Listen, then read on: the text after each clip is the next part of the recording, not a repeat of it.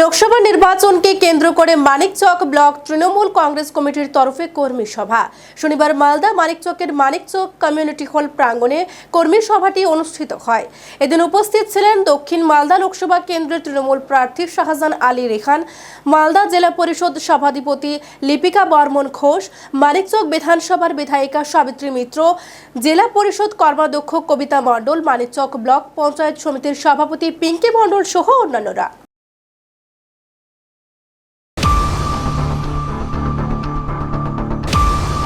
যে বাঙালি স্বার্থবিরোধী যে দল বিজেপি, যারা বিভিন্ন রকম বাংলার বকেয়া আটকে দিচ্ছে, বাংলার জন্য যে প্রকল্পগুলো সেগুলো যাতে কার্যকরী না করতে পারে আমাদের মাননীয় মুখ্যমন্ত্রী ষড়যন্ত্র করছে।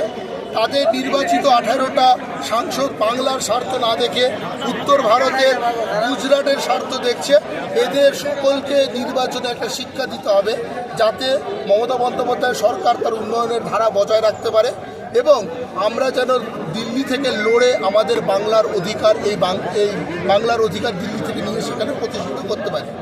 আমি আজকে একটা জিনিস দেখেছি যে এখানকার বিধায়িকার স্থান মানিকচকে নয়, তার স্থান প্রতিটা মানিকচকবাসীর হৃদয়ে।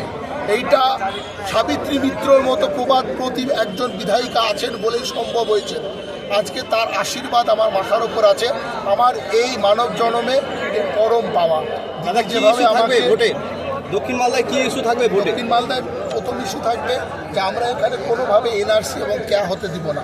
এগুলো কালা কানুন, ভারতের সংবিধানের যে প্রস্তাবনা, যেখানে আমাদের এই দেশকে একটি গণতান্ত্রিক ধর্মনিরপেক্ষ দেশ বলা হয়েছে, সেই ভিত্তির সঙ্গে সংঘর্ষ চাই, সাংবিধানিক ভিত্তির সঙ্গে আমরা তা প্রয়োগ হতে দেব না।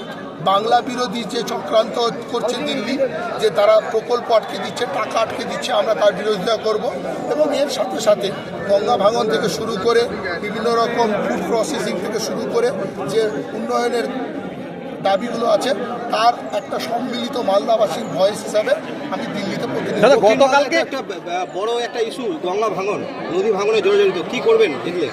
আমি গঙ্গা ভাঙনে অলরেডি এটা একটা জাতীয় বিপর্যয়, ইটস এ ন্যাশনাল ডিজাস্টার। তো এই নিয়ে কিন্তু মমতা বন্দ্যোপাধ্যায় সরকার যথেষ্ট কাজ করছেন। গতকালকে একটা অভিযোগ করছেন ইংলিশের ব্লকের যে সমস্ত তৃণমূল কাউন্সিলর আপনাদের সাহায্য করছেন, এখানে কি দেখলেন আপনি?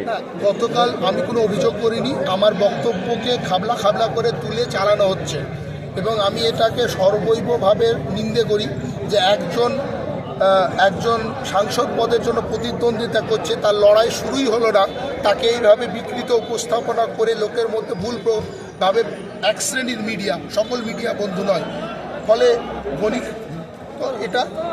এটা আমার বক্তব্যকে অনেকটাই দুমড়ে মুচড়ে পেশ করা হয়েছে।